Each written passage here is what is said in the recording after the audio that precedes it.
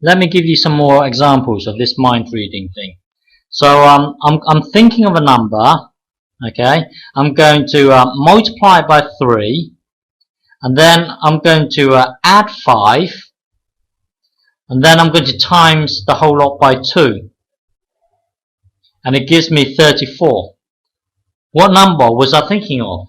So here the best thing to do is put it into an equation. So I'm thinking of a number, I'm going to multiply by 3, and then I'm going to add 5, and then I'm going to times it by 2. Now here you've got to use this now, times it by, because it's saying I'm thinking of a number, x. I'm going to multiply by 3, and then I'm going to add 5. But then now, basically, to do the next step, you've got to get the whole answer first. Here, work out this whole bubble first, and then you can times by 2. Okay, so I'm thinking of a number, I'm going to times by 3, add 5, and then I'm going to times it by 2. Basically, when you get to this stage here, you've got to work out this whole bubble first, and then you can times by 2. This is why we've got to use the brackets here. Just accept it for the time being. So let's start again. I'm thinking of a number x.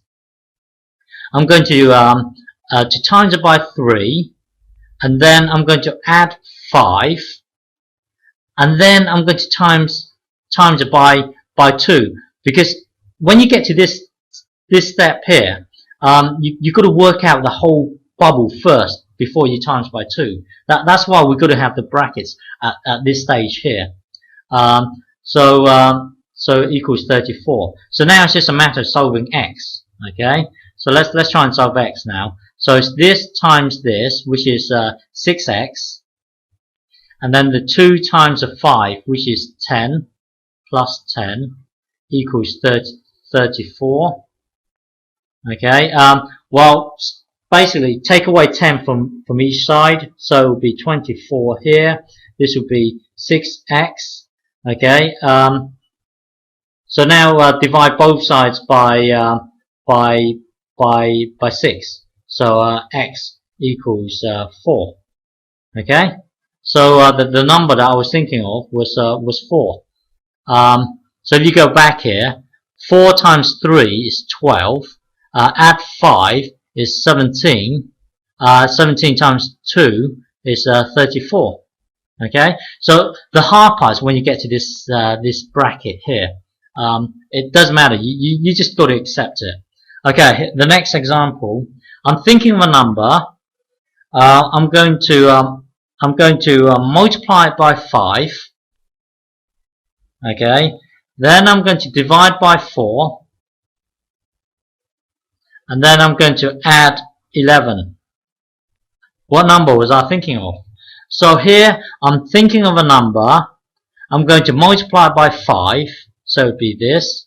And then I'm going to divide it by 4. It would be this. Because basically, when you get to this stage, you've got to get the answer first, and then you divide it by 4. So yeah, and then I'm going to add 11. Oh, I forgot to tell you. Sorry. And it gives me 26. Okay, so basically equals 26. So here, kill off the, remember, all this here is stuck in a bubble here. Let's kill off the 11 and then deal with the bubble later on. So, so take away 11 from both sides. So this would be 15. This would be 5x over 4. Now times both sides by 4, it would be 60, and this would be 5x. Okay,